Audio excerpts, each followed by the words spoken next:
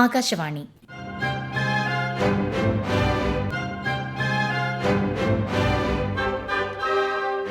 ജില്ലാ വൃത്താന്തം. ഇന്ന് ഇടുക്കി ജില്ല.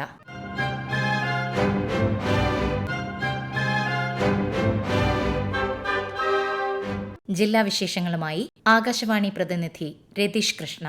പുരുഷാധിപത്യം കൽപ്പിച്ചിരുന്ന ഗോത്ര നൃത്തവേദികളിൽ ചരിത്രം തിരുത്തി ചുവടുറപ്പിക്കുകയാണ് ഇടുക്കി വെള്ളിയാമറ്റം പഞ്ചായത്തിലെ തടിയനാൽ ഊരിലെ സ്ത്രീകൾ. ഊരാളി സമുദായത്തിന്റെ പാരമ്പര്യ കലകളായ കമ്പുകളിയും ചവിട്ടുകളിയും അഭ്യസിച്ച് പ്രായം തളർത്താത്ത വീര്യത്തോടെയാണ് ഈ പെൺകരുത്ത് മുന്നേറുന്നത്. കത്തുന്ന ആഴിക്ക് ചുറ്റും കൈകളിലെ കമ്പുകൾ കോർത്ത് താളം തെറ്റാതെ ഇവർ ചുവടുവയ്ക്കുമ്പോൾ അത് വരും തലമുറയ്ക്കുള്ള വലിയ പ്രചോദനമായി മാറുന്നു. ആഴിയിലെ കനൽ ചൂടോ കൈവിരലുകളിൽ ചോര പൊടിയുന്നതോ വകവയ്ക്കാതെ മുൻ തലമുറയിലെ ആശാന്മാരിൽ നിന്ന് നേരിട്ട് അഭ്യസിച്ച മെയ്വഴക്കത്തോടെയാണ് ഇവരുടെ പ്രകടനം. വായ്മൊഴിയായും കുറിപ്പുകളായും പകർന്നു കിട്ടിയ ഈ ഗോത്രകല അന്യം നിന്ന് പോകാതിരിക്കാൻ ഊരിലെ ആഘോഷങ്ങളിൽ ഇന്ന് ഈ സ്ത്രീകൾ സജീവ സാന്നിധ്യമാണ്.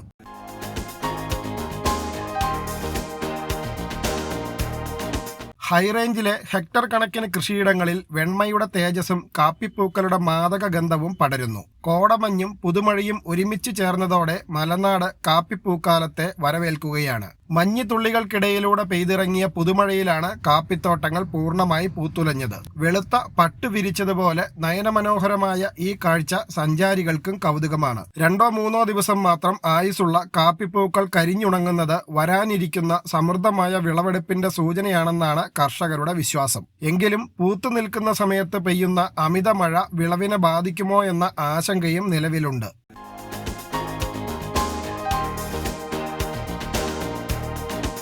SSLC പരീക്ഷാ ചൂടിനിടയിൽ ഇടുക്കിയിലെ 2 വിദ്യാലയങ്ങളിൽ നിന്നുള്ള കൗതുക വാർത്തകൾ ശ്രദ്ധേയമാകുന്നു. Karimannur saint Joseph's higher secondary സ്കൂളിൽ ഇത്തവണ പരീക്ഷ എഴുതുന്നത് 7 ജോഡി ഇരട്ടക്കുട്ടികളാണ്. സ്കൂളിലെ 345 വിദ്യാർത്ഥികളിൽ 14 പേർ ഇരട്ടകളാണെന്നത് ഈ വർഷത്തെ സവിശേഷതയാണ്. അതേസമയം Vazhithala saint Sebastian's higher secondary സ്കൂളിൽ ഇന്ത്യയിലെ 6 സംസ്ഥാനങ്ങളിൽ നിന്നുള്ള വിദ്യാർത്ഥികളാണ് ഒരേ ഹാളിൽ പരീക്ഷ എഴുതുന്നത്. കേരളത്തിനൊപ്പം രാജസ്ഥാൻ, ബീഹാർ, ആന്ധ്രാപ്രദേശ്, തമിഴ്നാട്, കർണാടക എന്നീ സംസ്ഥാനങ്ങളിൽ നിന്നുള്ള അതിഥി തൊഴിലാളികളുടെ മക്കൾ മാതൃഭാഷ പോലെ മലയാളം കൈകാര്യം ചെയ്ത് പരീക്ഷയെ നേരിടുന്നത് നാനാത്വത്തിൽ ഏകത്വത്തിന്റെ നേർക്കാഴ്ചയാവുകയാണ്.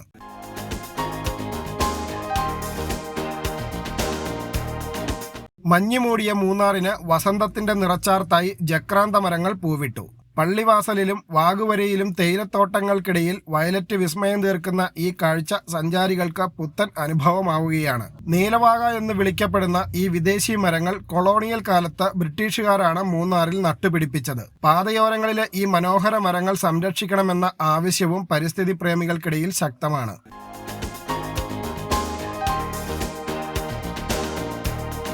ചുട്ടുപൊള്ളുന്ന വേനൽ ചൂടിന് നേരിയ ശമനം വരുത്തി ഹൈറേഞ്ചിന്റെ വിവിധ ഭാഗങ്ങളിൽ വേനൽ മഴ പെയ്തു. മൂന്നാർ, ദേവികുളം മേഖലകളിൽ മഴയ്ക്കൊപ്പം അതിശക്തമായി ആലിപ്പഴം പെയ്തത് വലിയ കൗതുകമായി. 10 മിനിറ്റോളം നീണ്ടുനിന്ന ആലിപ്പഴം വീഴ്ചയെ തുടർന്ന് റോഡരികുകളിൽ ഐസ് കട്ടകൾ കുന്നുകൂടി കിടക്കുന്ന കാഴ്ച പുതുമയുള്ളതായി. വേനൽമഴ ഹൈറേഞ്ചിന്റെ കാർഷിക മേഖലയ്ക്കും കുടിവെള്ളക്ഷാമത്തിനും ആശ്വാസം നൽകുന്നുണ്ടെങ്കിലും ഈ അസാധാരണ കാലാവസ്ഥാ വ്യതിയാനത്തിൽ പ്രദേശവാസികൾക്ക് നേരിയ ആശങ്കയുമുണ്ട്.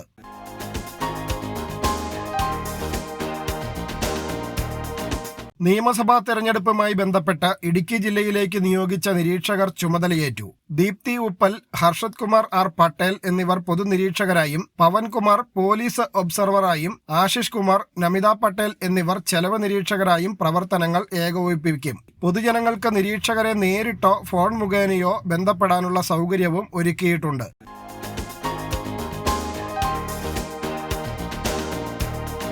സംസ്ഥാനത്തെ ഏക ഗോത്രവർഗ പഞ്ചായത്തായ ഇടമലക്കുടിയിൽ വോട്ടെടുപ്പ് സുഗമമാക്കാൻ വിപുലമായ തയ്യാറെടുപ്പുകളുമായി തെരഞ്ഞെടുപ്പ് കമ്മീഷൻ.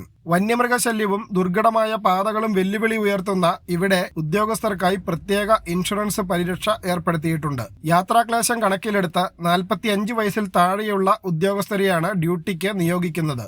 മൂന്നാറിൽ നിന്നും പെട്ടിമുടി വഴി വനത്തിനുള്ളിലൂടെ 15 കിലോമീറ്ററോളം കാൽനടയായി സഞ്ചരിച്ചാണ് ഉദ്യോഗസ്ഥർ സൊസൈറ്റിക്കുടിയിലെ പോളിംഗ് സ്റ്റേഷനിൽ എത്തുക.